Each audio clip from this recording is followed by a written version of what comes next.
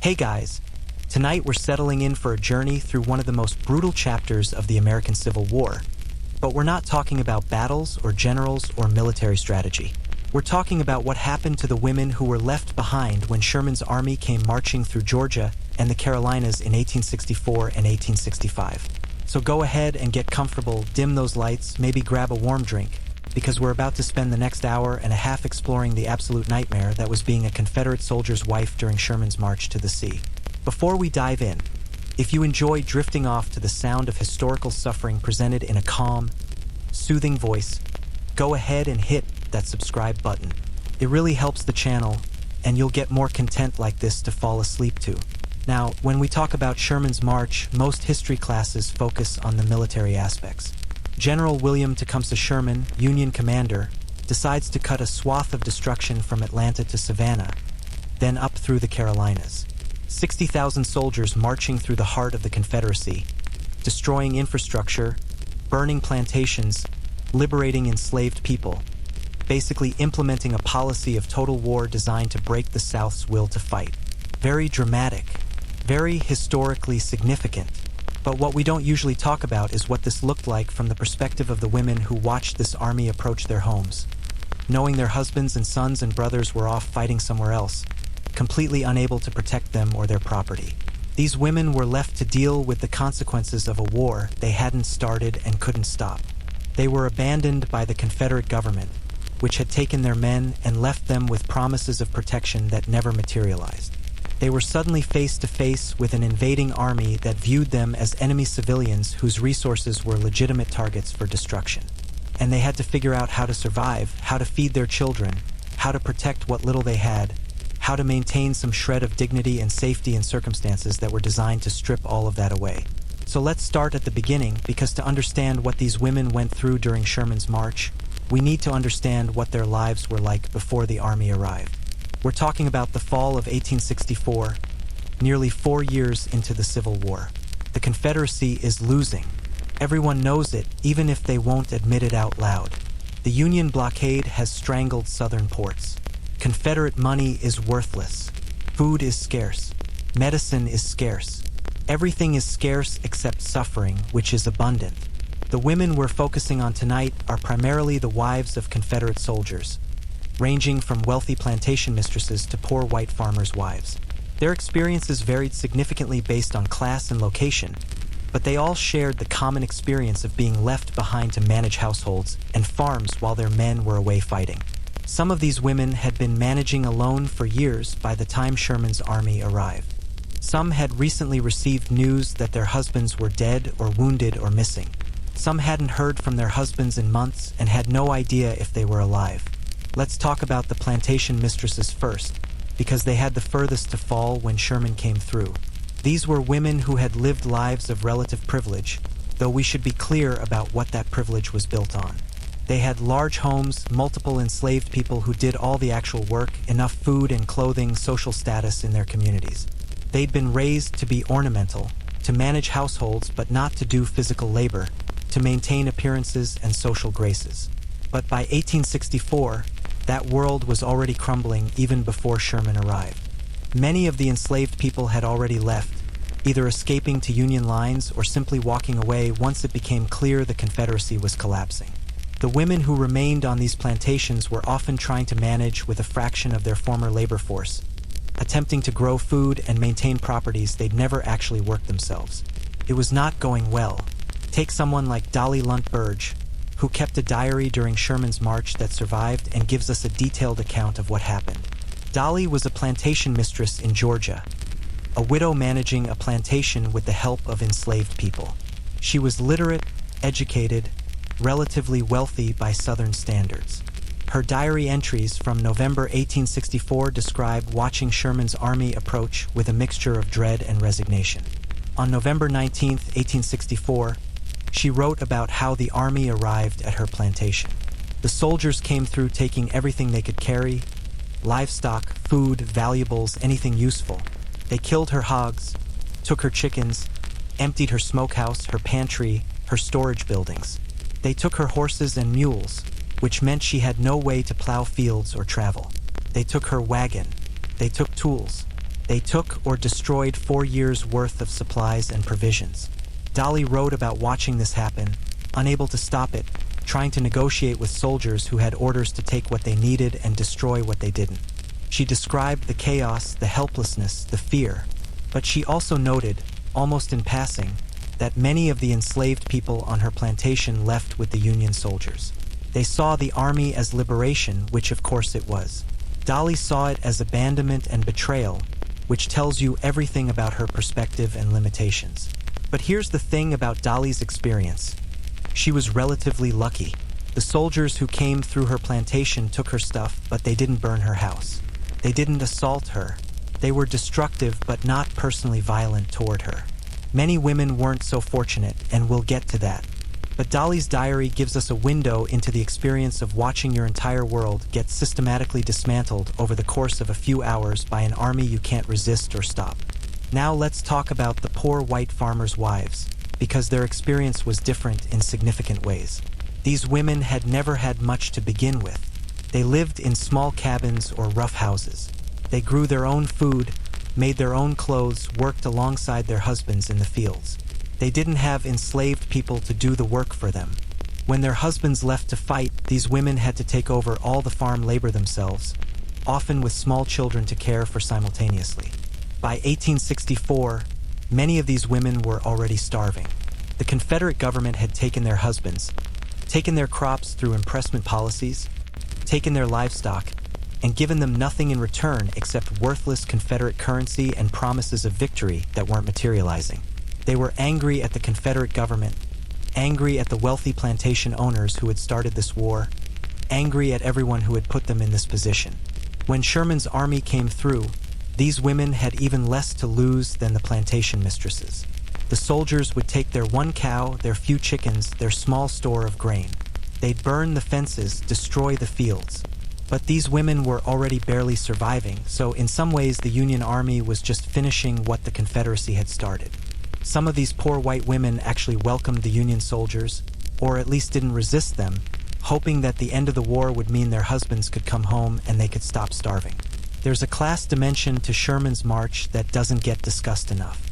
The stated goal was to destroy the Confederate economy and infrastructure to make the South unable to continue supporting its armies. But in practice, this meant destroying the resources of everyone in the path of the march, regardless of whether they were wealthy slaveholders or poor subsistence farmers. The Union Army didn't really distinguish. They took food from everyone. They destroyed property belonging to everyone. The wealthy had more to lose, but the poor were already so desperate that losing anything could be fatal. Let's talk about what the days and weeks before the army's arrival were like, because the psychological torture of waiting was its own form of suffering. Sherman's army didn't move quickly. They marched about 10 to 15 miles a day, methodically destroying everything in their path. News of their approach traveled ahead of them. Refugees fleeing the army would arrive in towns and rural areas, bringing stories of what had happened to them, what the soldiers had taken, what had been burned. So if you were a woman living in Georgia or South Carolina in late 1864 or early 1865, you might have days or even weeks of knowing the army was coming, knowing what they were doing to other people's homes and farms, and knowing there was absolutely nothing you could do to stop it. You couldn't run because where would you go? You couldn't hide everything you owned. You couldn't defend your property against 60,000 soldiers. You could only wait and hope that somehow you'd be spared, or that it wouldn't be as bad as the stories suggested. Some women tried to hide valuables.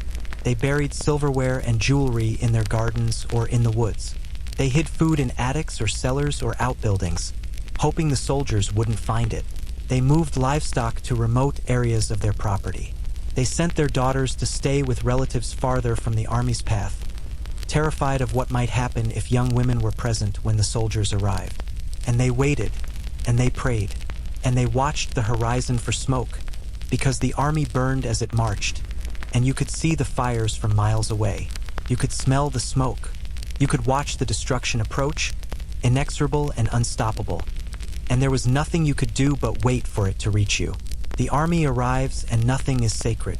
So the army arrives, and everything you've been dreading is about to happen. Let's talk about what that actually looked like on the ground in real time, for these women who suddenly found themselves surrounded by Union soldiers who had orders to forage liberally and destroy Confederate resources.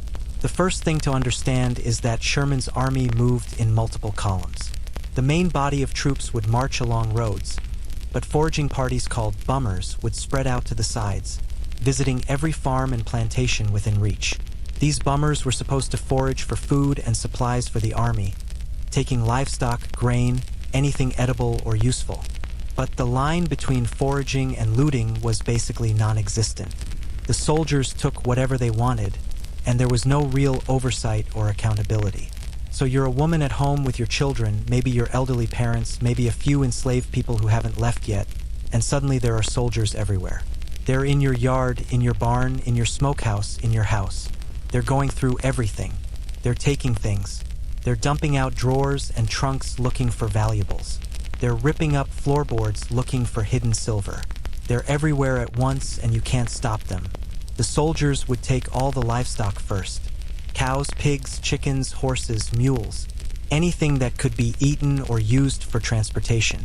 They'd slaughter animals right there in your yard, take what meat they could carry, and leave the rest to rot. Women described watching their children's pet chickens get wrung neck and tossed into wagons. They described watching milk cows that had fed their families for years get driven away or shot if they couldn't be moved easily. Then they'd take all the stored food. Everything in the smokehouse, hams, bacon, preserved meat.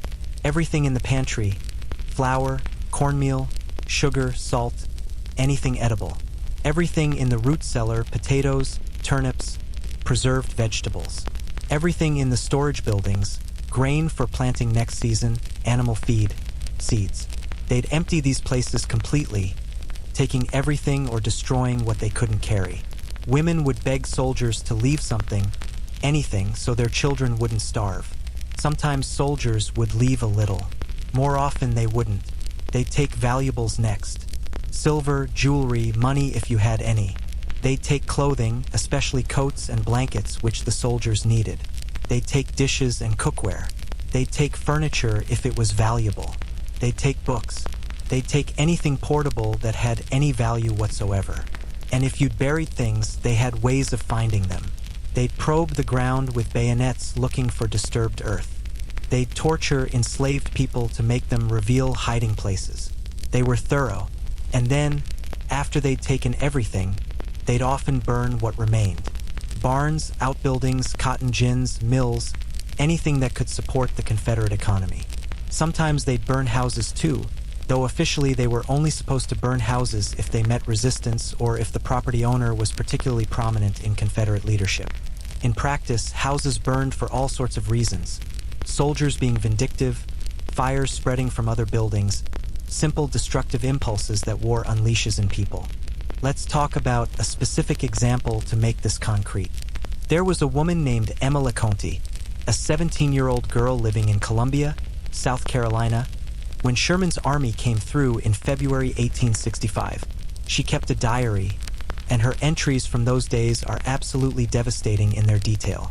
Emma watched as soldiers came to her family's home and systematically stripped it of everything valuable. She wrote about how they took her mother's jewelry, including wedding rings. They took silver that had been in the family for generations. They took clothing, leaving the family without warm coats in the middle of winter. They took food, leaving them with almost nothing to eat. They dumped out trunks and drawers, scattering possessions everywhere, destroying what they didn't take. Emma wrote about the humiliation of it, the violation of having strangers go through your most intimate possessions, touching your clothing, your personal items, invading every corner of your private space. She wrote about watching her mother beg soldiers to leave them something, anything, and being ignored or mocked. She wrote about the terror of not knowing if the soldiers would burn the house with them inside it, because Columbia was burning all around them. The city of Columbia burned on February 17th to 18th, 1865, and there's still historical debate about whether Union soldiers started the fires deliberately or whether they spread accidentally from cotton bales that Confederate soldiers had set alight. Either way, much of the city burned. Emma and her family fled their home and spent the night outside, watching the city burn, not knowing if they'd have anywhere to return to. They did eventually get back to their house, which had survived, but it had been completely looted and they had almost nothing left. Now we need to talk about sexual violence, because this is an aspect of Sherman's march that often gets glossed over or minimized in historical accounts, but it was a constant fear for women and it absolutely happened, even if the full extent is impossible to document. Confederate propaganda at the time portrayed Union soldiers as rapists and monsters, which was propaganda but wasn't entirely fabricated. Sexual violence happens in every war, committed by soldiers on all sides, and the Civil War was no exception. The historical record on sexual assault during Sherman's march is frustratingly incomplete. Women who were assaulted often didn't write about it in diaries or letters because of the shame and stigma. Military records don't document it well because soldiers weren't prosecuted for it. We have occasional mentions, careful euphemisms, references to outrages that clearly mean sexual assault.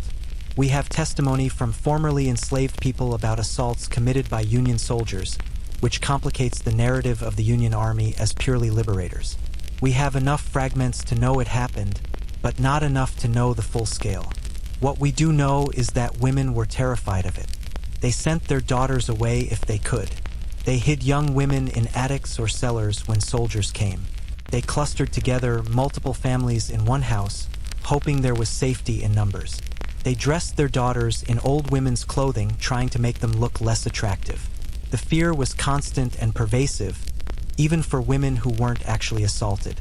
And here's the thing, even when assault didn't happen, the threat of it was a form of psychological torture. Imagine being a woman alone with your children, and armed men are in your house going through everything, and you know that they could do anything to you and there would be no consequences. You have to be polite, cooperative, hoping that will keep you safe. You have to watch them take everything you own and thank them for not doing worse. The power dynamic is absolutely tilted toward the soldiers having complete control, and you have none. Some women did try to resist or protect their property. There are accounts of women standing in their doorways refusing to let soldiers enter, or hiding food under their skirts, or lying about what they had. This sometimes worked, if the soldiers were feeling generous or weren't particularly determined. But often it didn't work and just made things worse. A woman who resisted might have her house burned out of spite. She might be threatened or roughed up. Her property might be destroyed more thoroughly as punishment. Most women learned quickly that the safest strategy was passive cooperation. Let them take what they wanted. Don't argue. Don't fight back.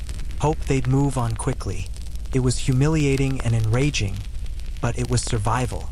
You swallowed your pride and your anger because the alternative might be much worse. Let's talk about the enslaved people's perspective, because their experience of Sherman's march was completely different, and that difference created complicated dynamics for the white women we're focusing on. For enslaved people, Sherman's army represented liberation. This was the moment they'd been waiting for. When the Union soldiers arrived, many enslaved people immediately left with them, walking away from plantations where they'd been held in bondage. For white women who had relied on enslaved labor, this was experienced as abandonment and betrayal.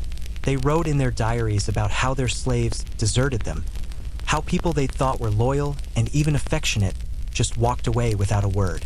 They seemed genuinely surprised and hurt by this, which shows how completely they deluded themselves about the nature of slavery. Of course, enslaved people left when they had the chance. Of course, they chose freedom over remaining with the people who had enslaved them. But the white women wrote about it as if it was personal betrayal, as if enslaved people owed them loyalty. This created situations where white women were suddenly alone, without the labor force they'd relied on, having to do work they'd never done before. Plantation mistresses who'd never cooked a meal or washed clothes suddenly had to figure out how to do these things to survive. They were terrible at it, generally. They'd been raised to be helpless, and now that helplessness was a genuine liability. Some enslaved people stayed, at least initially. Maybe they were elderly or sick and couldn't travel with the army. Maybe they had young children and couldn't risk the journey. Maybe they felt some genuine attachment to the place or to specific white family members, particularly elderly enslaved people who'd known the white children since birth. Maybe they were waiting to see what would happen, whether freedom was real or whether they'd need to stay for practical reasons. The enslaved people who stayed often found themselves in a strange position. The white women needed them more than ever, But the power dynamic had shifted. Slavery was ending, everyone knew it, and suddenly there was room for negotiation. Some enslaved people demanded payment for their labor. Some demanded better treatment, better food, more freedom of movement. Some just did the minimum necessary and no more. The white women resented this bitterly, seeing it as insubordination, but there wasn't much they could do about it. There are accounts of enslaved people revealing to Union soldiers where white families had hidden valuables, which the white women wrote about with absolute fury in their diaries. They felt betrayed, but of course from the enslaved people's perspective, why should they help their enslavers hide things from the army that was liberating them? Why should they have any loyalty to people who had bought and sold them and their family members, who had worked them without pay, who had denied them basic human rights? So Sherman's march created this moment where the racial and power dynamics of Southern society were suddenly, violently inverted. White women who had held absolute power over enslaved people suddenly found themselves powerless in the face of Union military force, while enslaved people suddenly had the protection of that military force and the freedom to leave. The white women experienced this as the world turning upside down.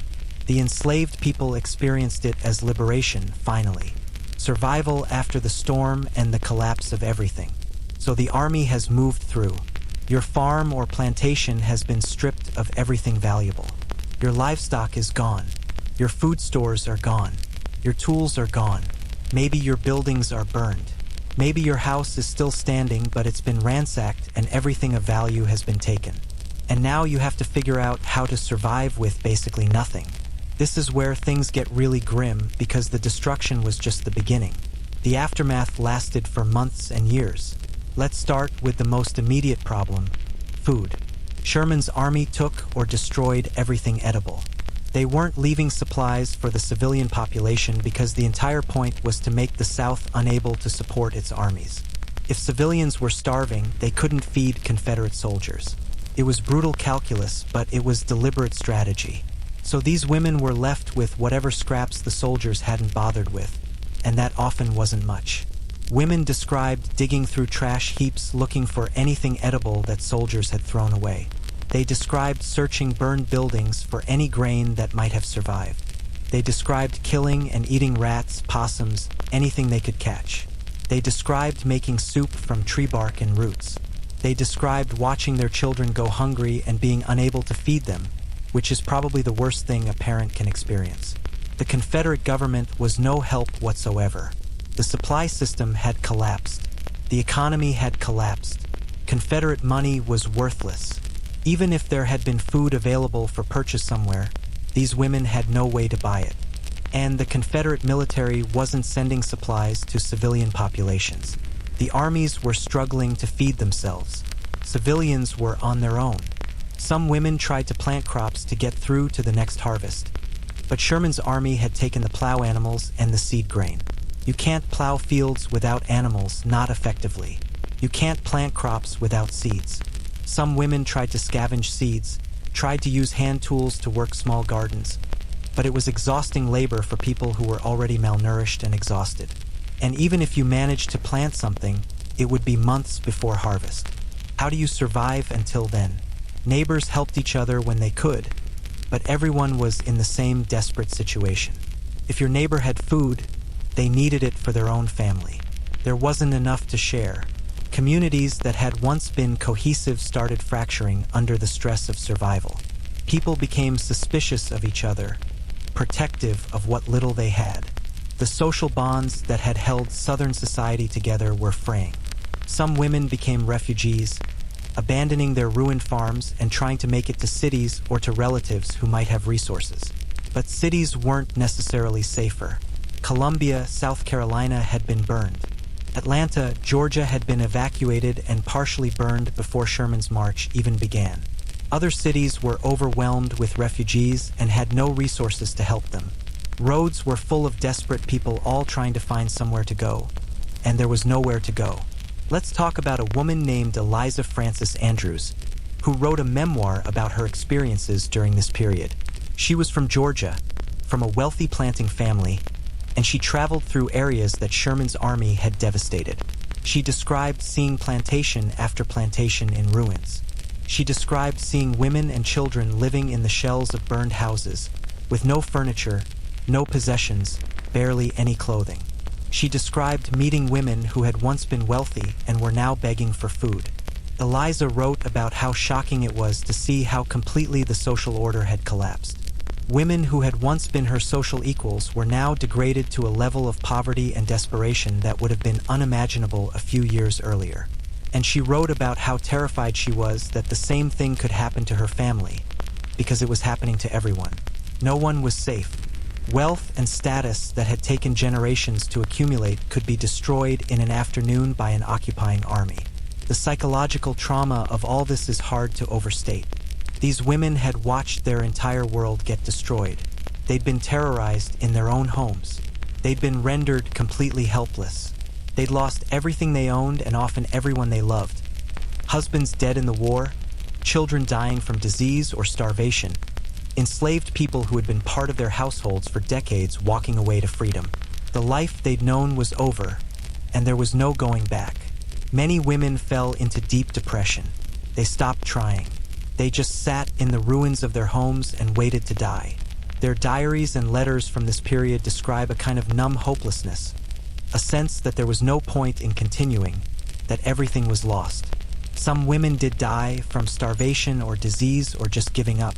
The mortality rate among civilians in Sherman's path increased dramatically, and it wasn't just from immediate violence. It was from the slow, grinding destruction of having no resources and no hope. But some women kept fighting.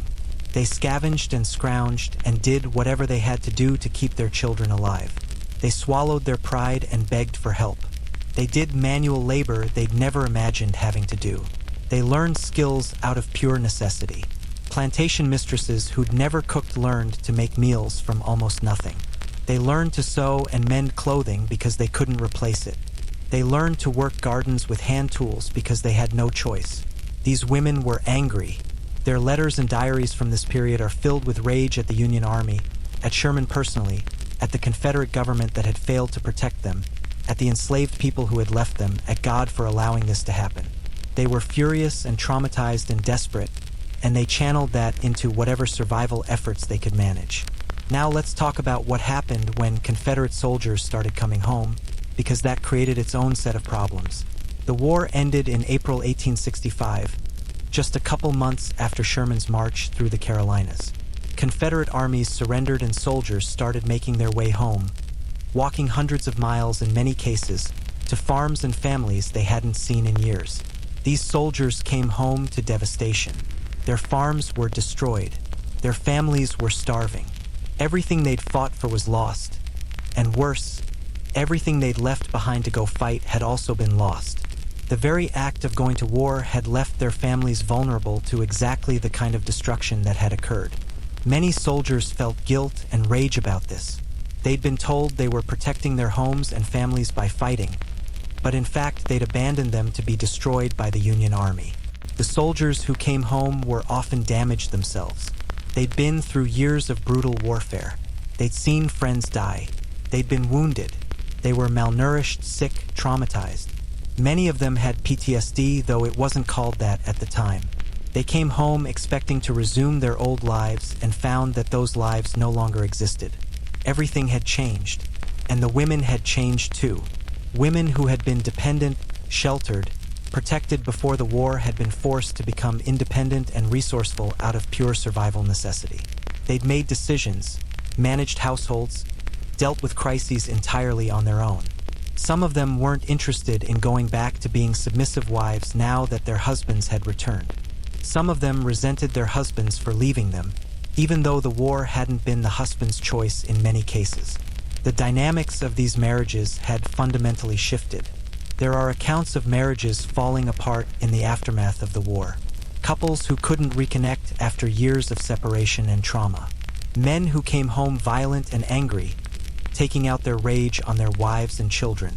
Women who couldn't forgive their husbands for not being there when the Union Army came. Families that had been broken by the war and couldn't be put back together. And economically, things were catastrophic.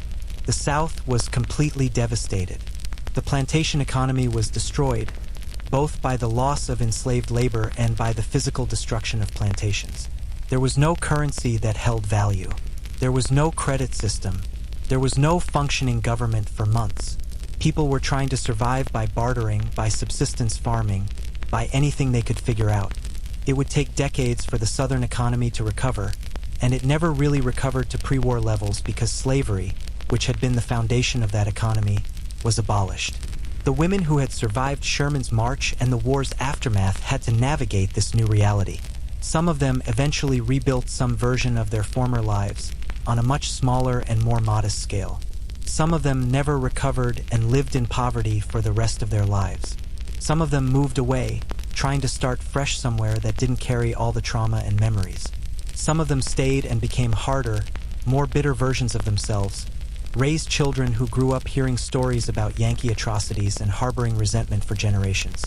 Let's talk about how these women processed and remembered their experiences, because memory and narrative became really important in shaping Southern culture after the war. In the immediate aftermath, women wrote letters and diaries trying to document what had happened to them.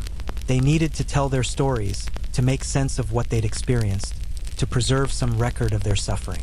But over time, these personal accounts started getting shaped into a broader cultural narrative that we now call the Lost Cause. This was the mythology that developed in the South that romanticized the Confederacy, portrayed the war as having been about states' rights rather than slavery, and cast the South as the victim of Northern aggression. Women's suffering during Sherman's march became a central part of this narrative. The stories of women terrorized by Union soldiers, of homes burned and families starved, were used to paint the South as martyrs and the North as barbaric invaders. Memory, mythology, and the long shadow of trauma. This lost cause narrative was convenient in a lot of ways. It allowed white Southerners to avoid confronting the moral horror of slavery by recasting the war as a noble defense of homeland and tradition. It allowed them to see themselves as victims rather than as perpetrators of one of history's great crimes. And women's experiences during Sherman's march provided perfect material for this narrative because their suffering was real, it was documented, and it could be used to generate sympathy and deflect from harder questions about what the Confederacy had actually been fighting for. Organizations like the United Daughters of the Confederacy, founded in the 1890s, actively worked to preserve and promote these stories. They collected women's diaries and memoirs. They erected monuments. They shaped school curricula. They made sure that generations of Southern children grew up hearing about how their grandmothers and great-grandmothers had suffered at the hands of Sherman's army. The trauma became heritage. The memory became mythology. But here's what often got left out of that sanitized narrative: the enslaved people's perspective. The fact that Sherman's march represented liberation for hundreds of thousands of black people barely registered in these white women's accounts except as a source of complaint about losing their labor force. The lost cause narrative had no room for acknowledging that slavery was a moral abomination, that enslaved people had every right to seek freedom, that their liberation was actually the one unambiguously good outcome of the war. So white women's trauma was preserved and memorialized and passed down through generations, while black people's trauma from centuries of slavery and then from violent Reconstruction and Jim Crow was ignored or actively suppressed. The women who had survived Sherman's march and experienced genuine suffering were used as props in a larger project of white supremacist historical revisionism. Their real experiences got wrapped up in mythology that served political purposes. Let's return to some specific women and how they processed their experiences in the years after the war. Dolly Lunt Burge, whose diary we discussed earlier, continued writing after Sherman's army passed through. Her entries from the months following the march described the grinding difficulty of trying to farm with no animals, no tools, no enslaved labor. She hired some of the formerly enslaved people who had stayed in the area, paying them wages now, though she resented having to do so. She complained constantly about how lazy and unreliable her workers were, not apparently recognizing that they had no particular incentive to work hard for someone who had recently considered them property. Dolly eventually remarried and continued managing her farm for years. She never seemed to develop much insight into the moral dimensions of what had happened. For her, Sherman's march was simply a tragedy that had befallen her personally. She didn't connect it to the larger context of slavery and secession. She remained bitter about the Union Army and about emancipation for the rest of her life. Her diary is valuable as a historical document, but it's also a testament to how limited people's moral vision can be even when they're documenting their own suffering. Emma LeConte, the teenager from Colombia who watched her city burn, eventually went to college and became a teacher. She married and had children and lived a reasonably normal life. But she wrote in her later years about how the trauma of those days in February 1865 never really left her. She could still smell the smoke. She could still feel the terror of not knowing if she and her family would survive the night. The experience had marked her permanently, shaped who she became as an adult, influenced how she raised her own children. And Emma was one of the more thoughtful observers. She eventually came to some understanding that the war had been about slavery and that slavery had been wrong, which was more moral clarity than many of her contemporaries achieved. But even she struggled to fully reckon with the implications. She could acknowledge slavery's evil in the abstract while still mourning the lost world of her youth, still feeling sympathy for the white South's suffering without always extending that same sympathy to the people who had been enslaved. There were women who broke with the lost cause narrative, though they were rare. Some white Southern women became advocates for reconciliation, for moving past the war, for building a different kind of South. Some women who had survived Sherman's march wrote later in life that they understood why it had happened, that the Confederacy had needed to be destroyed, that slavery's end justified the suffering they'd experienced. These women were often ostracized by their communities for holding these views. The lost cause mythology was enforced socially, and women who deviated from it paid a price.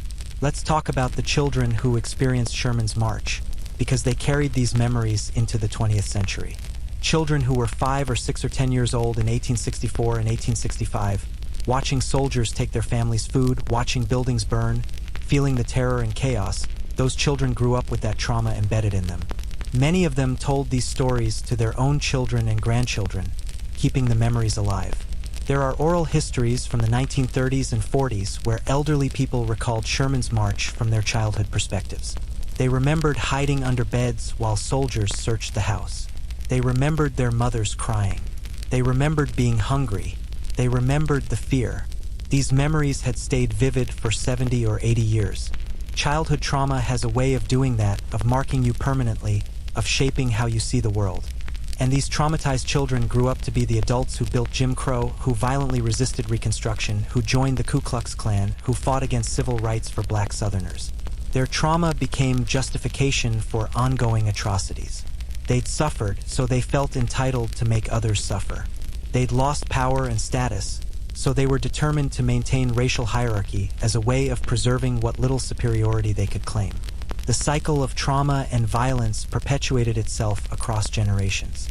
This is the part of the story that makes it impossible to simply feel sympathy for these white Southern women without also acknowledging the broader context. Yes, they suffered. Yes, they experienced genuine trauma and hardship. Yes, war is terrible and civilians shouldn't have to bear its costs. All of that is true, but their suffering was a direct consequence of their society's decision to secede in order to preserve slavery. The destruction they experienced was the price of losing a war they'd started to maintain a system of racial oppression that inflicted infinitely worse suffering on millions of enslaved people. Sherman himself understood this. He wasn't some sadistic monster who enjoyed inflicting suffering on civilians, despite how he's often portrayed in lost cause mythology. He was a pragmatic military commander who believed that making the South feel the costs of war would end the war faster, which would ultimately save lives on both sides. He believed that white Southerners needed to understand that they couldn't attack the United States and then expect their property and way of life to remain untouched. In one of his letters, Sherman wrote, "War is cruelty, and you cannot refine it." He wasn't apologizing for the destruction his army caused. He was stating a fact. War is terrible, and if you start a war, you bear responsibility for its consequences. The white South had started a war to preserve slavery, and Sherman's march was one of the consequences. The women and children who suffered weren't personally responsible for starting the war, but they were part of a society that had made that choice collectively. This doesn't mean we can't feel compassion for their individual suffering. Humans can hold multiple truths simultaneously. These women experienced real trauma, and their suffering was caused by their own society's evil choices. Enslaved people deserved liberation, and the process of liberation caused suffering to white civilians.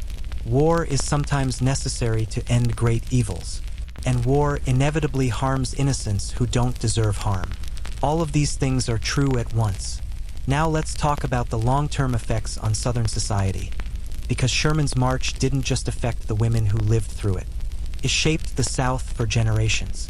The destruction of the plantation economy, the liberation of enslaved people, the collapse of the old social order, these were seismic changes that rippled through time.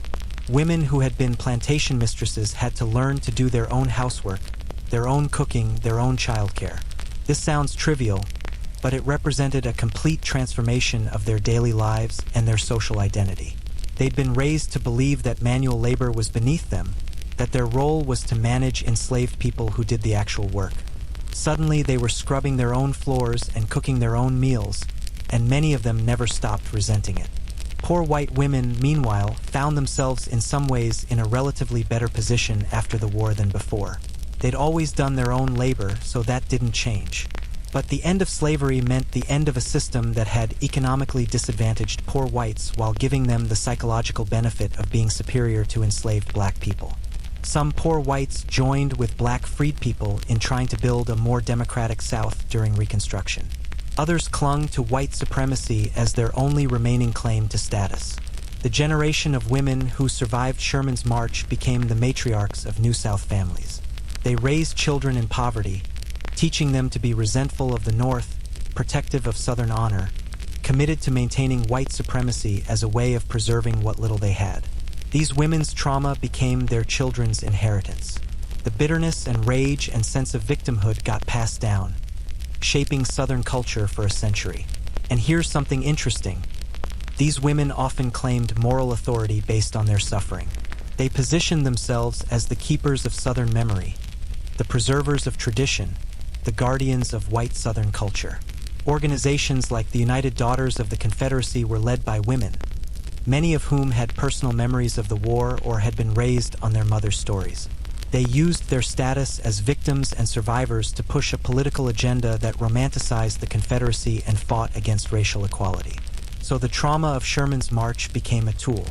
It became a justification for ongoing oppression. It became a shield against criticism. How dare anyone criticize the South when Southern women had suffered so much? It became a weapon in the fight to maintain white supremacy and resist federal authority. The genuine suffering of these women was weaponized for political purposes, often by the women themselves. The aftermath, Reconstruction, and lessons we still haven't learned. Let's talk about what happened to these women during Reconstruction, because the war ending didn't mean their troubles were over. In fact, in many ways, the years immediately after the war were even harder than the war itself. At least during the war, there had been the hope that if the Confederacy won, things could go back to normal. After the surrender, there was no such hope. The old world was gone, and the new world that was emerging was terrifying to white Southerners. The period from 1865 to 1877 was supposed to be about rebuilding the South and integrating formerly enslaved people as citizens with rights. Federal troops occupied Southern states. The Freedmen's Bureau was established to help formerly enslaved people transition to freedom. Black men gained the right to vote. Black politicians were elected to state legislatures and even to Congress. For a brief moment, it looked like the South might actually be reconstructed into something more democratic and equitable. White Southern women watched this happen with horror and fury. They saw black men voting and holding office while their own husbands, if they'd been Confederate officials, were disenfranchised. They saw formerly enslaved people refusing to work for starvation wages, demanding fair treatment, acting like free people. They saw the entire racial hierarchy they'd taken for granted being challenged and partially dismantled. These women became active participants in resisting Reconstruction. They joined or supported organizations like the Ku Klux Klan that used terrorism to prevent black people from exercising their rights. They refused to hire black workers who were politically active. They spread rumors and lies about black politicians. They taught their children that black people were inferior and dangerous, that white supremacy was natural and proper, that the federal government was tyrannical for trying to grant black people equal rights. There are accounts of white women spitting on black Union soldiers in the streets. of women teaching their children to sing songs mocking black people, of women participating in mob violence against black communities. The trauma these women had experienced during Sherman's march didn't make them more compassionate toward other people's suffering. It made them more determined to reassert the racial hierarchy that had been the foundation of their former lives. Some women did try to adapt to the new reality with some grace. They hired black workers and paid them fair wages. They accepted that slavery was over and tried to figure out how to farm without enslaved labor. They focused on rebuilding their own lives rather than on punishing black people for being free. But these women were in the minority. Most white Southern women were actively hostile to Reconstruction and worked to undermine it however they could. The federal government's commitment to Reconstruction was always half-hearted and eventually collapsed entirely. By 1877, federal troops were withdrawn from the South and white supremacist Redeemer governments took control of Southern states. Jim Crow laws were enacted, creating a new system of racial oppression that would last for nearly a century. Black people were effectively re-enslaved through sharecropping, convict leasing, and legal discrimination. The brief promise of Reconstruction was crushed. White Southern women celebrated this as a restoration of proper order. They'd gotten their world back, or at least a version of it. They were no longer wealthy plantation mistresses with dozens of enslaved people, but they were once again securely positioned above black people in the social hierarchy. That counted for something. That felt like a victory after years of defeat and humiliation.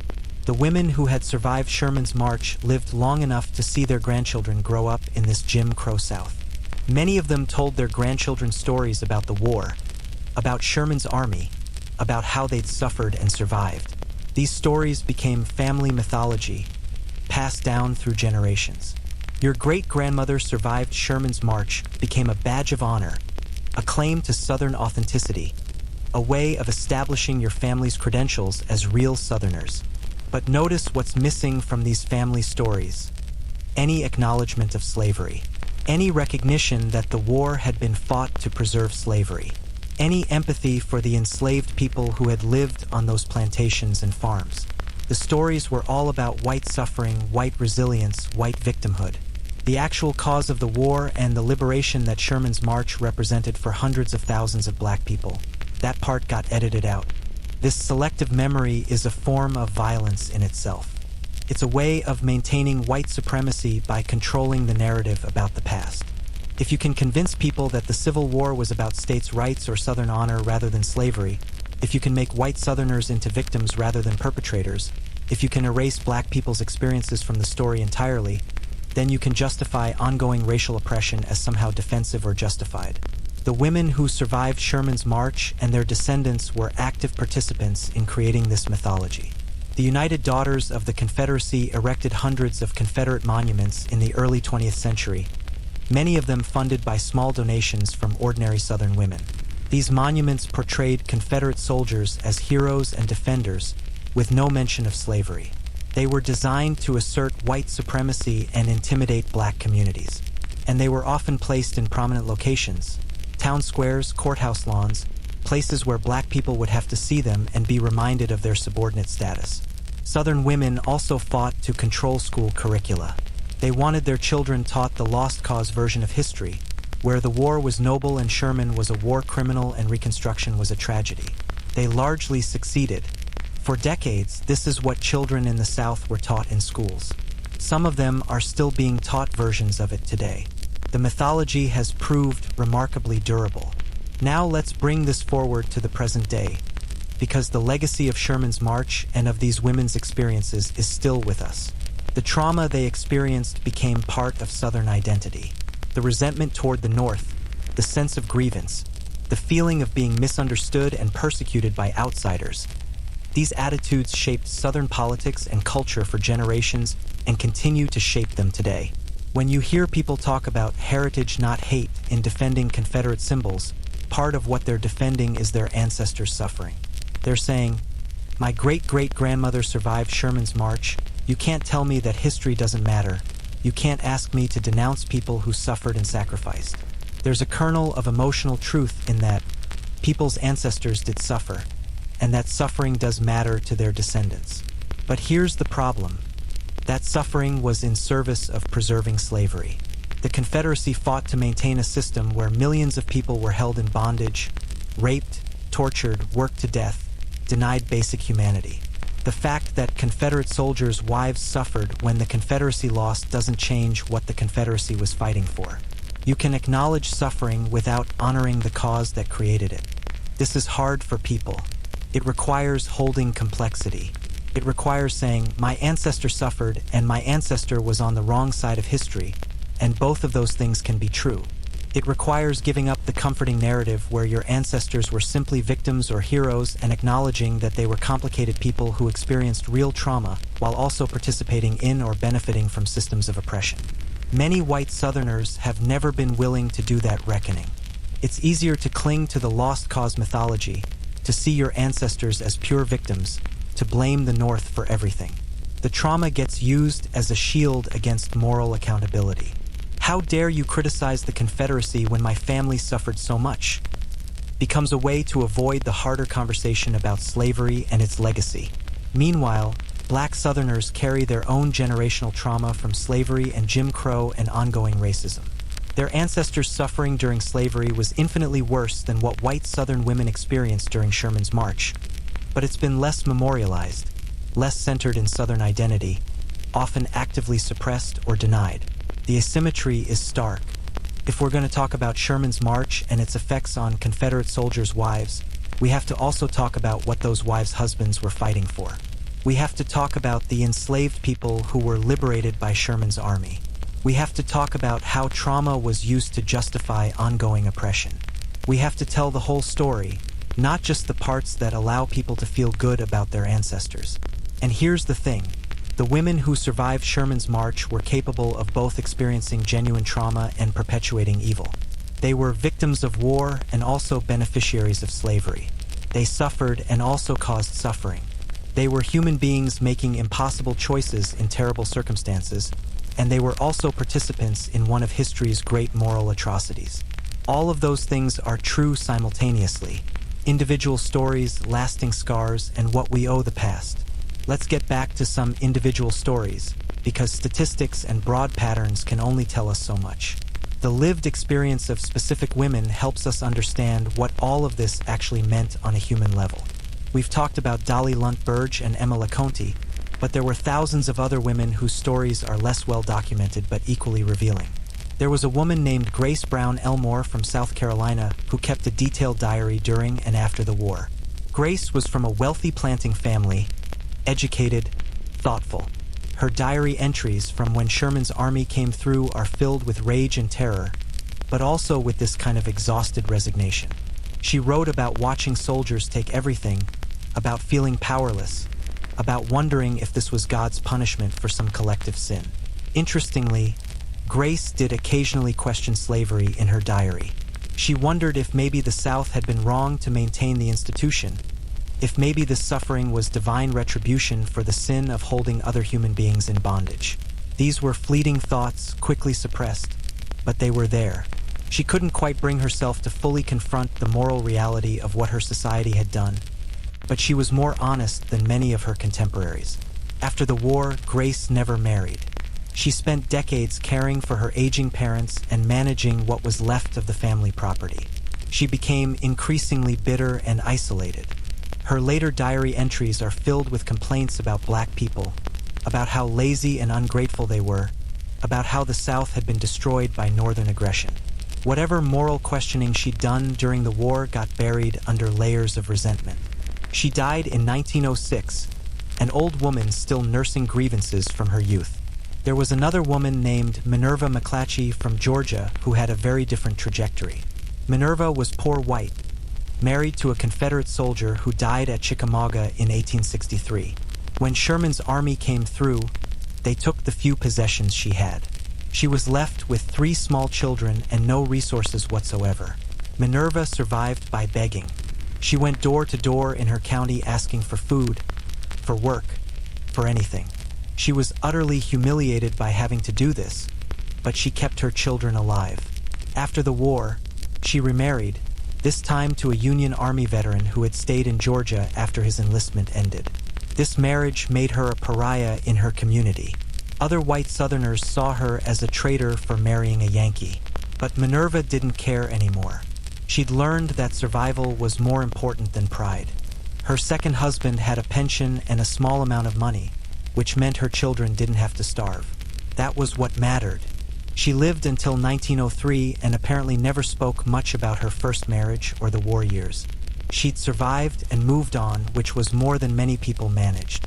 Then there was Mary Jones, a plantation mistress from the Georgia coast whose letters and diary were published as a book called The Children of Pride. Mary was deeply religious, convinced that slavery was divinely ordained, absolutely certain of her own righteousness. When Sherman's army came through, when the enslaved people on her plantation left, when everything she'd built her life around collapsed, she was devastated but also defiant. Mary spent the rest of her life. She died in 1869, just 4 years after the war ended, insisting that the South had been right, that slavery had been good for black people, that the war had been about principles, not property.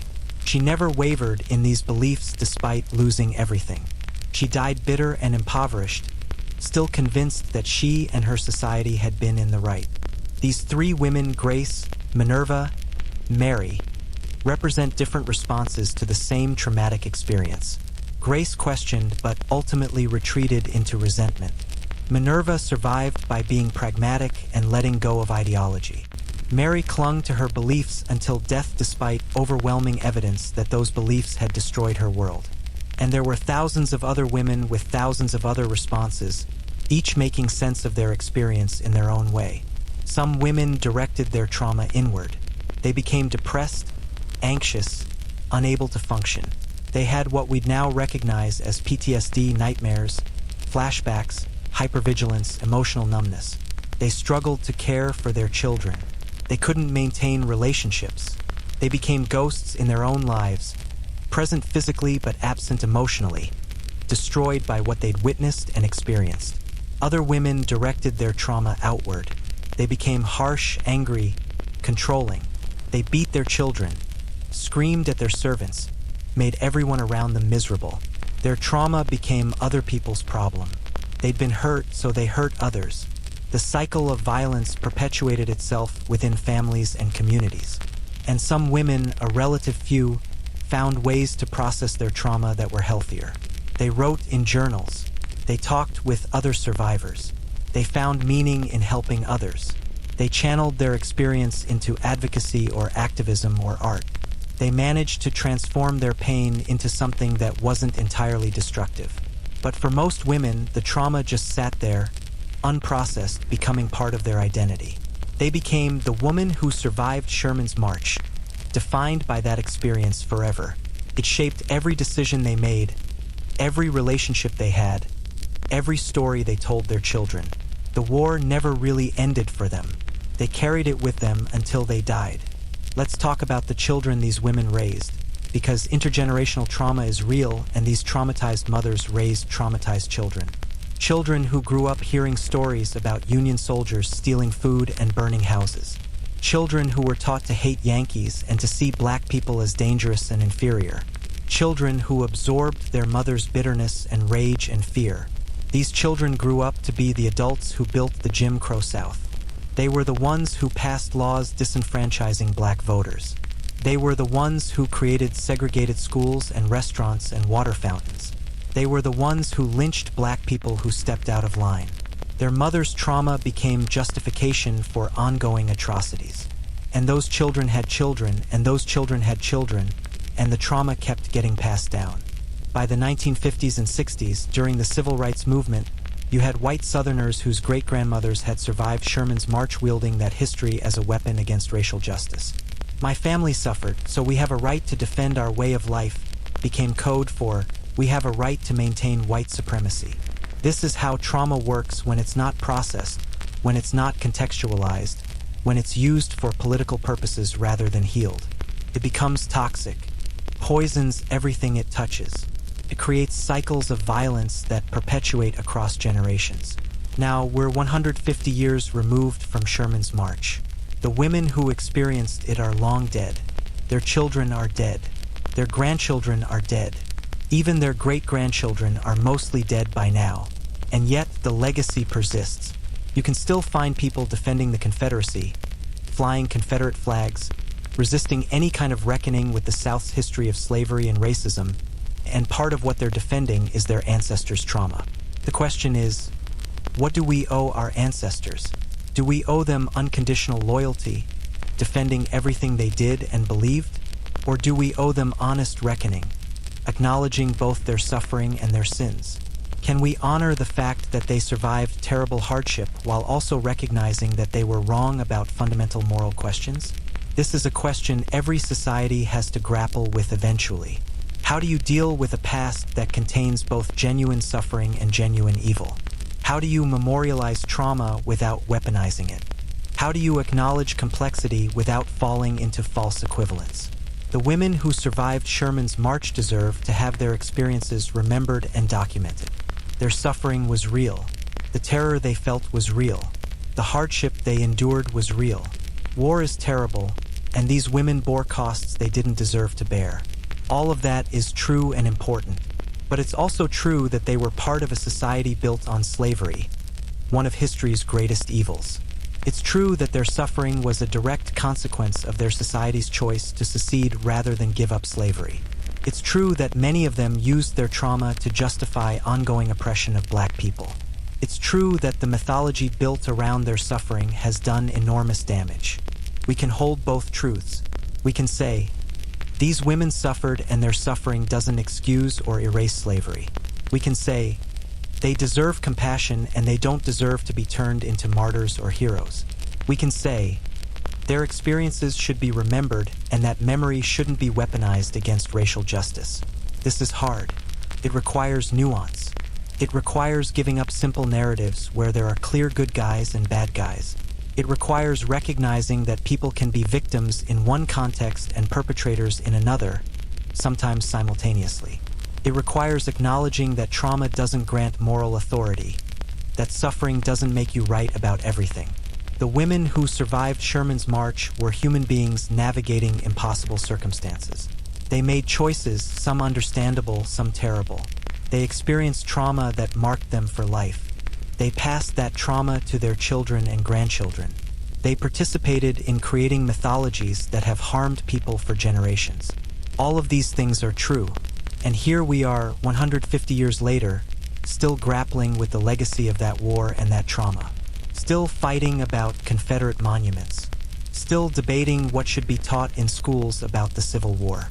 Still dealing with racial inequalities that trace directly back to slavery and its aftermath. The past isn't past.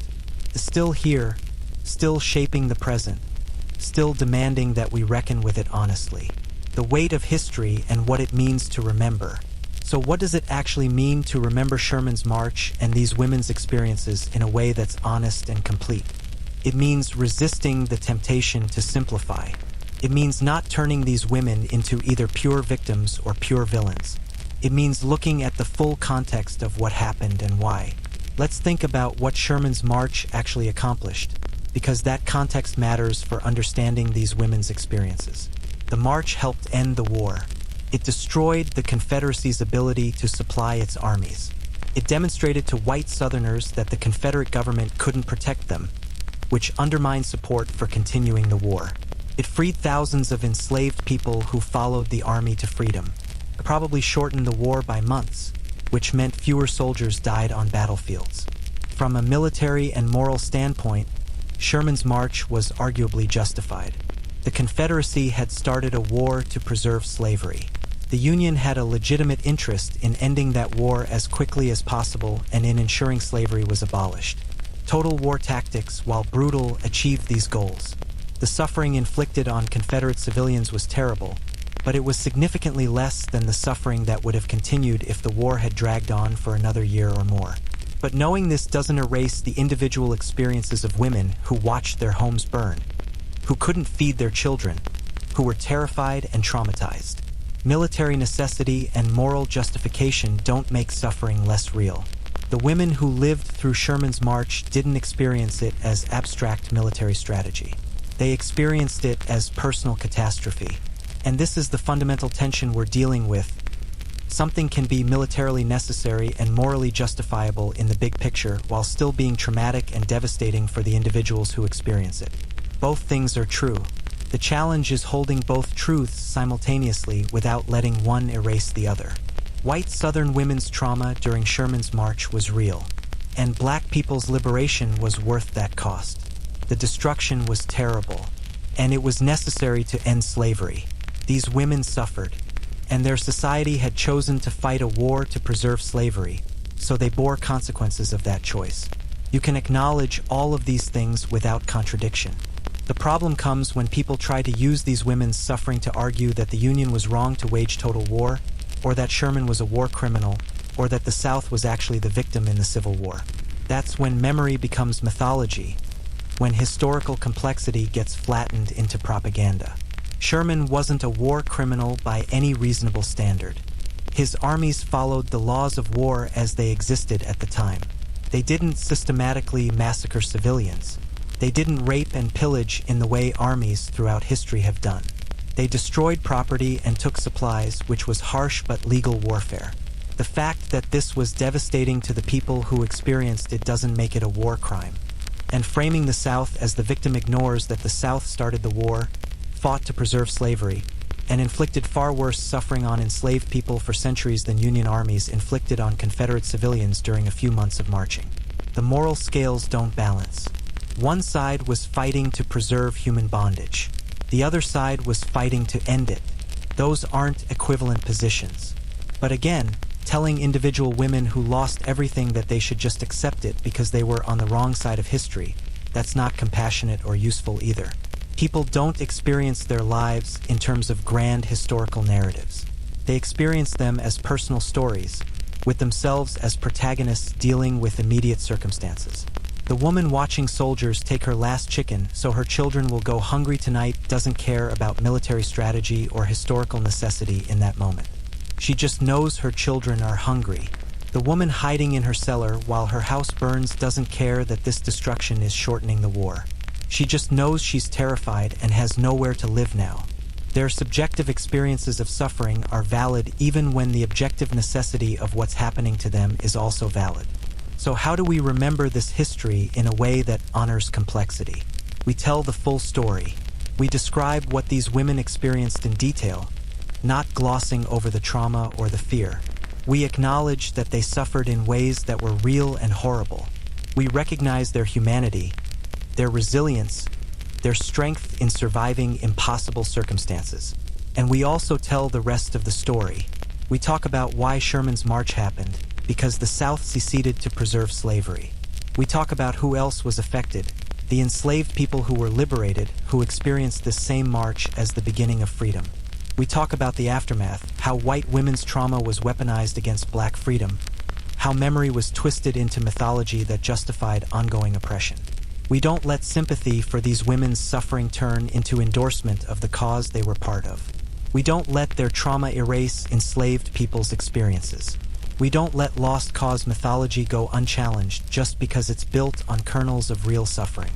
This is what honest history requires. It's messy. It's uncomfortable. It doesn't give us clean narratives or simple heroes and villains. It asks us to hold multiple perspectives simultaneously, to see events from different angles, to recognize that historical actors were complicated people making choices in contexts we can barely imagine. Let's think about what we want future generations to know about Sherman's march. Do we want them to know only that Confederate women suffered? Or do we want them to know the whole story, the suffering, yes, but also the cause of that suffering, the liberation it enabled, the mythology that grew around it, the uses and abuses of that memory? The answer should be obvious. We want them to know everything. We want them to understand the full context. We want them to be able to think critically about the past, to recognize complexity, to avoid the simplistic narratives that have caused so much harm.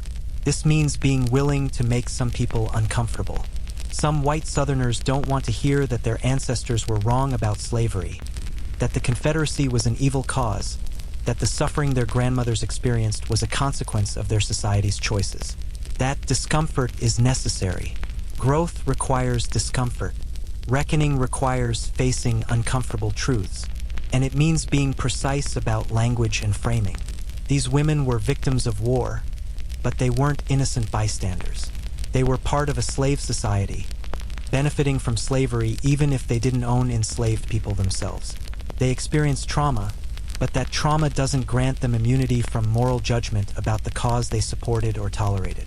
Let's talk about monuments and memorialization, because this has been a live political question in recent years. All those Confederate monuments that the United Daughters of the Confederacy erected, many of which have been removed or are being debated, they were built partly to memorialize people like these women and their families. They were meant to say the South suffered, the South was noble, the South's cause was just. But those monuments lie. They erase slavery. They romanticize the Confederacy. They intimidate black communities. They perpetuate mythology that has done real harm. Taking them down isn't erasing history. It's refusing to let lies stand unchallenged in public spaces. You can remember these women's experiences without building monuments to the Confederacy. You can acknowledge their suffering without honoring the cause that created it. Museums can tell these stories with full context. Books and documentaries can explore these experiences honestly. We don't need statues of Confederate generals in town squares to remember that war is terrible and civilians suffer. In fact, if we really wanted to memorialize the experience of Confederate soldiers' wives during Sherman's march, we'd build monuments to the complexity and tragedy of it all. We'd have plaques that said something like, "Here lived women who suffered terribly during the Civil War. Their homes were destroyed, their families starved, their world collapsed. This suffering was real. It was also a consequence of their society's choice to fight a war to preserve slavery. May we learn from this tragedy the costs of injustice and war. That would be honest memorial. That would serve the purpose of historical memory without perpetuating mythology." But that's not what most Confederate monuments say.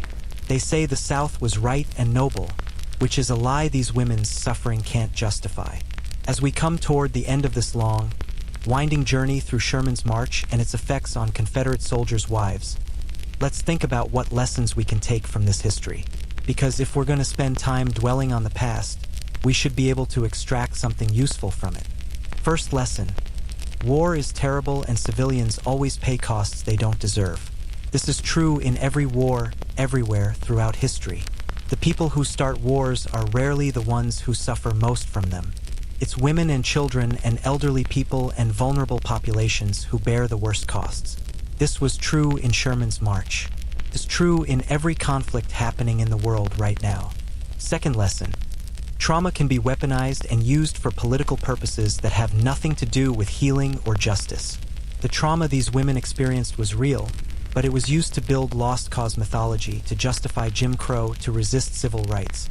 Suffering doesn't automatically make people more compassionate or enlightened. Sometimes it makes them more bitter and vindictive. Third lesson: memory is always contested and political. How we remember the past shapes how we understand the present and imagine the future. The fight over how to remember Sherman's march, how to understand the Civil War, how to teach this history in schools. These aren't just academic debates. They're battles over meaning and identity and power. Fourth lesson: you can acknowledge suffering without excusing the cause that created it. This is perhaps the most important lesson. We can feel compassion for these women's experiences while still recognizing that the Confederacy was wrong, that slavery was evil, that their suffering doesn't change those fundamental moral facts. Fifth lesson: reckoning with the past requires honesty and courage.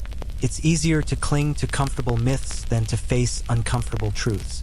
It takes real moral courage to look honestly at your ancestors and say, they suffered and they were wrong. But that's what historical honesty requires. The long road from trauma to understanding. As we move toward wrapping up this long journey through one of the Civil War's most devastating chapters, let's think about some of the individual trajectories that emerged from Sherman's march and what they tell us about resilience, about trauma, and about how people carry history forward. There's a pattern you see in the letters and diaries of women who survived Sherman's march. An initial period of shock and survival mode, followed by attempts to rebuild, followed by either gradual adaptation or permanent bitterness. The women who managed to adapt, who found ways to create new lives in the post-war South, generally shared certain characteristics. They were younger, they had support systems, they had some resources to draw on, and often they had the capacity to let go of the old world and embrace change. Consider someone like Eliza Frances Andrews, who we mentioned earlier. Eliza was in her 20s during the war, from a wealthy Georgia family. She watched her world collapse, experienced the terror and deprivation of Sherman's march and its aftermath. But Eliza eventually became a writer and teacher. She published novels and textbooks. She never married, which gave her independence unusual for women of her era. She lived until 1931, dying at age 86, having witnessed enormous changes in Southern society. Eliza's later writings show someone who had processed her wartime experiences into a more nuanced understanding of what had happened. She could write about her suffering during the war while also acknowledging that slavery had been wrong and that its end was necessary. She never fully escaped lost cause thinking. She still romanticized aspects of the antebellum South, but she achieved more moral clarity than many of her contemporaries. Her trauma didn't define her entire life, even though it shaped it profoundly. Then there were women like LaSalle Corbell Pickett, who married Confederate General George Pickett after the war. LaSalle spent her entire adult life writing hagiographic books about her husband and the Confederacy, portraying the lost cause as noble and tragic. She gave lectures. She corresponded with other Confederate widows and veterans. She dedicated her life to preserving a romanticized version of the past that erased slavery and justified the Confederacy. LaSalle experienced hardship during and after the war. Her husband died in 1875, leaving her with financial problems, and she struggled to support herself and her children. But instead of that hardship creating empathy or understanding, it created defensiveness. She needed to believe her husband had fought for something noble, that her suffering had meaning, that the Old South had been worth defending. So she built her entire identity around lost cause mythology and spent decades promoting it. These two women, Eliza and LaSalle, represent different paths forward from trauma. Eliza found a way to integrate her experience into a broader life, to keep growing and learning and adapting. LaSalle got stuck, spending her life defending a past that was gone and shouldn't be mourned. Both choices are understandable given what they'd been through, but one led to more growth and the other to stagnation. And then there were the thousands of women whose names we don't know, who didn't write books or give lectures, who just lived their lives and raised their children and worked their farms and died without leaving much historical record. These women were the majority. They survived, they adapted or didn't, they passed their experiences to their children in bedtime stories and family legends, and then they died and were forgotten except as names in family Bibles and on cemetery headstones. What happened to these ordinary women's trauma? It got absorbed into family culture, into regional identity, into the general sense of Southern grievance that persisted for generations. It became part of the background radiation of Southern life, shaping attitudes and politics in ways that were often invisible but still powerful. Let's talk about the economic aftermath, because that's something we haven't fully explored. Sherman's march destroyed agricultural infrastructure throughout Georgia and the Carolinas. Fields were burned or trampled. Livestock was taken or killed. Tools and equipment were destroyed. It took years to rebuild, and many families never fully recovered economically. Women who had been relatively comfortable before the war found themselves working as seamstresses, taking in laundry, doing any kind of work they could find to survive. Plantation mistresses who had never done manual labor were working in fields alongside hired laborers because they had no other choice. The social hierarchy didn't just shift, it partially collapsed, at least for a while. This economic devastation created opportunities for some women to reimagine their lives. When everything you knew is destroyed, you have to build something new. Some women discovered capabilities they didn't know they had. They learned to manage farms or businesses. They learned trades. They became more independent and self-sufficient than Southern gender norms had ever allowed women to be. But this independence was born of necessity, not choice. Most of these women would have preferred to go back to their old lives if they could. The economic hardship was a burden, not liberation. And as Southern society gradually restabilized, many of the opportunities for women's independence closed back up. The brief moment when necessity had forced a loosening of gender restrictions gave way to a return to traditional expectations, modified somewhat by new circumstances but still constraining. The poor women, meanwhile, had never had much to lose economically. so in some ways they were less affected by the long-term economic devastation. They'd always worked their own farms, always done manual labor, always lived close to subsistence. After the war, they continued doing the same things, maybe a little worse off than before, but not catastrophically worse. For them, the trauma was more about the immediate violence and fear than about long-term economic loss. Now let's think about how all of this connects to larger patterns in American history. Sherman's march wasn't unique in devastating civilian populations. It happened in the Revolutionary War. It happened in the Indian Wars.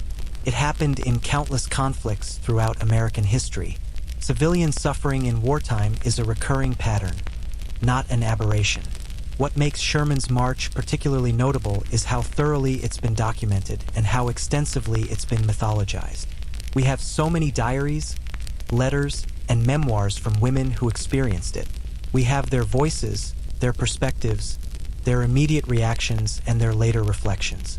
This creates an unusually rich historical record that has been used and abused in various ways over the past 150 years. The Lost Cause movement seized on these accounts to portray the South as victim. Civil rights opponents used them to justify resistance to racial equality. But historians have also used them to understand the civilian experience of war, the role of women in Civil War society, the dynamics of class and race in the South, and the long-term effects of trauma on communities.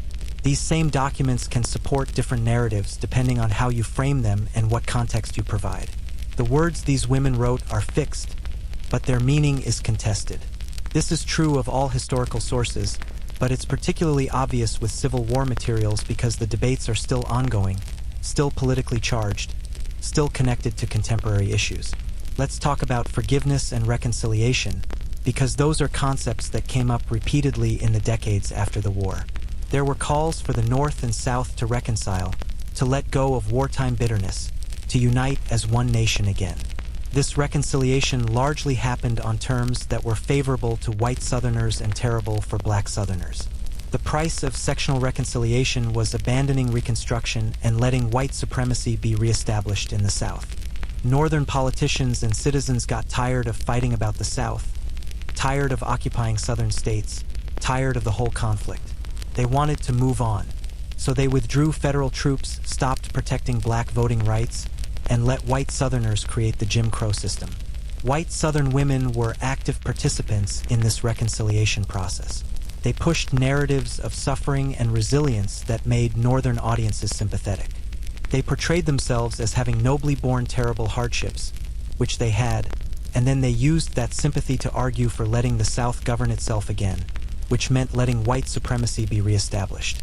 This is one of the clearest examples of how these women's trauma was weaponized. Their genuine suffering became a tool for undermining racial equality. Northern audiences who felt compassion for white Southern women's wartime experiences were more willing to abandon black Southerners to Jim Crow. Sympathy for white women's trauma translated into political outcomes that harmed black people. This isn't the fault of the women themselves necessarily. Many of them were just trying to survive and rebuild their lives. But the collective effect of their stories being used in this way was to enable the creation of a system of racial oppression that would last for nearly a century. Historical forces larger than any individual were at work, but individuals still made choices that fed into those forces. Now, as we're finally approaching the end of this long exploration, let's think about what it means to tell this story today, in the 21st century, to an audience that's very far removed from these events but still dealing with their legacy. Part of what makes this history still relevant is that we're still fighting about it. Confederate monuments are still being debated. School curricula about the Civil War are still controversial. Political movements still invoke Civil War imagery and rhetoric. The past isn't settled. It's still contested terrain. And part of what makes this history important is that it teaches us about how trauma and memory work, how suffering can be real and also be weaponized, how victims can also be perpetrators, how simple narratives fail to capture historical complexity. These are lessons that apply to many contexts beyond the Civil War. Every conflict creates civilians who suffer. Every war creates trauma that lasts for generations. Every society struggles with how to remember painful pasts. The specific details of Sherman's march and Confederate soldiers' wives are unique to that time and place, but the underlying dynamics are universal. So when we tell this story, we're not just talking about things that happened 150 years ago. We're talking about patterns that recur throughout history and continue to shape our present. We're talking about how people survive trauma, how societies remember violence, how historical narratives get constructed and contested. The women who survived Sherman's march are long dead. Their children and grandchildren are dead. Even their great-grandchildren are mostly gone. But the choices they made about how to process and remember their experiences continue to affect us. The mythology they helped create still shapes American politics and culture. Their trauma still casts shadows into our present. And that's why we need to tell their stories honestly, with full context, refusing to let either sympathy or condemnation obscure the complexity of what happened. They were human beings who suffered, who survived, who made choices both admirable and terrible, who passed their experiences to future generations in ways both helpful and harmful. They deserve to be remembered fully, not as one-dimensional victims or villains, but as the complicated people they actually were. Final reflections and the stories we choose to tell. As we drift toward the end of this long night's journey through Sherman's march and its aftermath, let's spend our final time together thinking about what all of this means for how we understand history, how we relate to the past, and what responsibilities we have in how we tell these stories. One of the most striking things about researching the experiences of Confederate soldiers' wives during Sherman's march is how much material exists. Hundreds of diaries, thousands of letters, memoirs published decades later, oral histories collected in the early 20th century. These women documented their experiences extensively, and their descendants preserved those documents, and archives collected them, and historians have studied them for generations. This abundance of sources is both a blessing and a problem. It's a blessing because we can reconstruct these women's experiences in remarkable detail. We can read their own words, understand their perspectives, see events through their eyes. We're not guessing about what they felt or thought. They told us, often quite explicitly. But it's also a problem because this abundance of white women's voices has tended to drown out other voices from the same period. We have far fewer first-person accounts from enslaved people who were liberated during Sherman's march. We have fewer accounts from poor white women who couldn't write or whose papers weren't preserved. We have fewer accounts from black women, from Union soldiers, from anyone who wasn't a literate white Southern woman whose descendants valued her papers enough to preserve them. So when we tell the story of Sherman's march, we have to be conscious that the available sources bias us toward certain perspectives. The women whose experiences we've discussed tonight were disproportionately wealthy, educated, and committed to preserving their version of events. They're not representative of everyone who experienced Sherman's march. They're just the people who left the most documentation. This matters because it affects what stories get told and how they get told. For 100 years after the Civil War, the dominant narrative about Sherman's march was shaped almost entirely by these white women's accounts. Historians read their diaries and letters and wrote books based on them, often without much critical analysis of these sources' limitations and biases. The result was a historiography that centered white Southern women's suffering and largely ignored everyone else's experiences. Only in recent decades have historians worked to complicate this narrative, to bring in other voices, to provide context that the original sources don't contain. This is ongoing work. There are still aspects of Sherman's march that we don't understand well because the sources don't exist or haven't been found or haven't been given sufficient attention. So when we tell these stories, we have to acknowledge what we know and what we don't know. We have to recognize that our understanding is incomplete and shaped by what sources survived. We have to resist the temptation to think that because we have detailed accounts from some people, we therefore understand everything that happened. Let's think about what these women would make of how their stories are being told today. Would they be pleased that people still read their diaries and discuss their experiences? Would they be angry that modern historians contextualize their suffering within the larger framework of slavery and its abolition? Would they recognize themselves in how we describe them? Probably they'd have mixed feelings. Most of these women wanted their suffering to be remembered and honored. They wanted future generations to know what they'd endured. They wanted their trauma to mean something, to be recognized as significant. In that sense, the fact that we're still talking about Sherman's march 150 years later might please them. but many of them would be horrified at how we frame their experiences. They didn't see themselves as participants in an evil system fighting to preserve slavery. They saw themselves as victims of Northern aggression defending their homes and families. The moral context we now place around their experiences would offend them. They'd reject the suggestion that their suffering was a consequence of their society's choices rather than an unprovoked atrocity. This disconnect between historical actors' self-understanding and how later generations interpret their actions is normal and inevitable. We can't judge the past purely on its own terms because we know how things turned out, we know the larger context, we have moral frameworks shaped by everything that's happened since. Historical actors lived forward through time not knowing outcomes.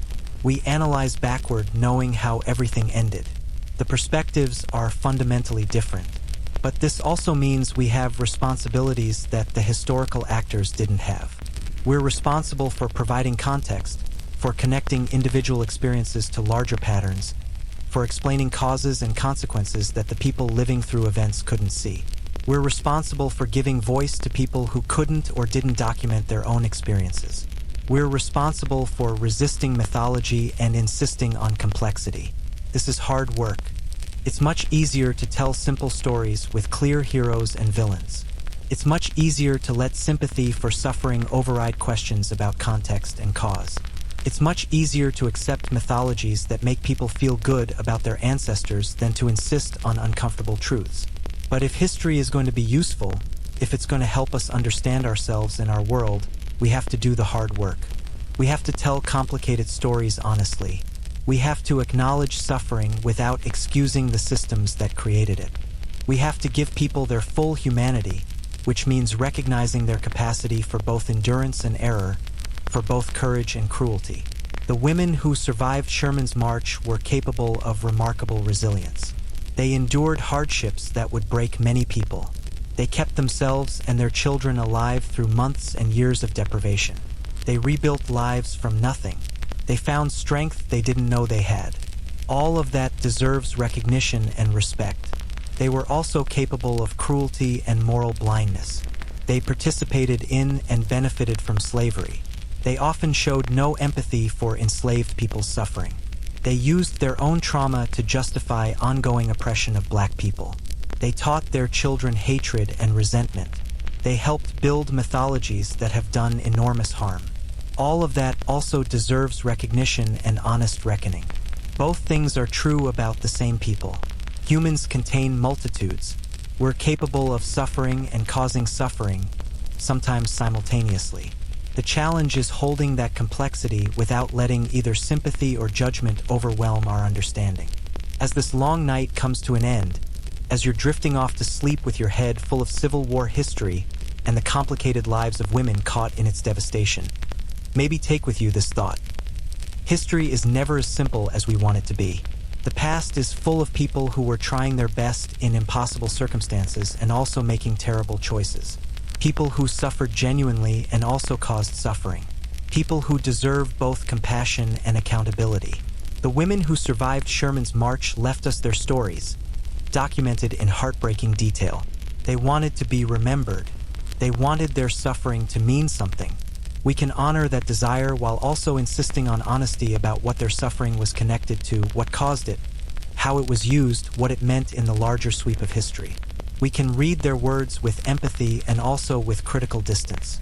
We can feel for them as human beings who experienced trauma while also recognizing that they were part of systems and structures that caused infinitely worse trauma to others. We can acknowledge that their pain was real without letting that acknowledgement become justification for the lost cause or resistance to racial justice. This is what mature historical thinking requires. It's not easy. It's not comfortable. It doesn't give us simple narratives or clear lessons.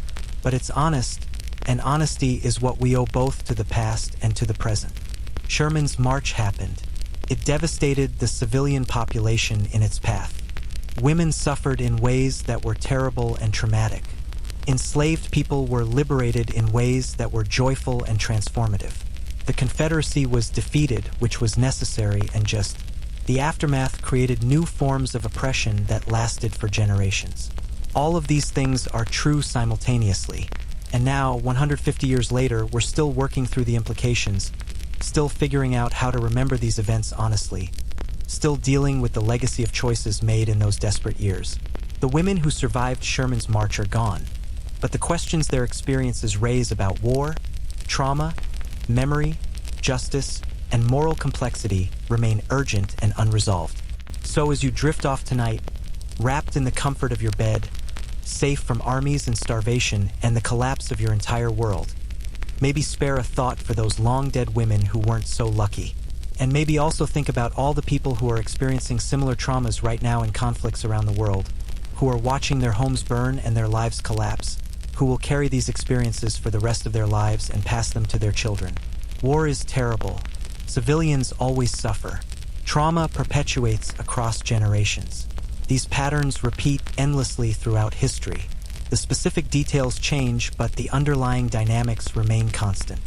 And our responsibility, as people trying to understand the past and live ethically in the present, is to face these uncomfortable truths honestly, to resist simple narratives, to insist on complexity and context, and to extend compassion without abandoning moral clarity. That's what these women's stories can teach us, if we're willing to listen to the full story rather than just the parts that make us comfortable. They suffered. They survived. They were human in all the complicated ways humans are. They deserve to be remembered fully, honestly, and with the context necessary to understand what their experiences meant then and what they mean now. And with that, we've reached the end of our journey through this painful chapter of American history. The sun is coming up somewhere, but hopefully you're sound asleep by now, your mind gently processing all of these stories of suffering and survival, trauma and resilience, memory and mythology. Sleep well and remember, history is complicated, humans are flawed, and the past is never as simple as we'd like it to be. Good night.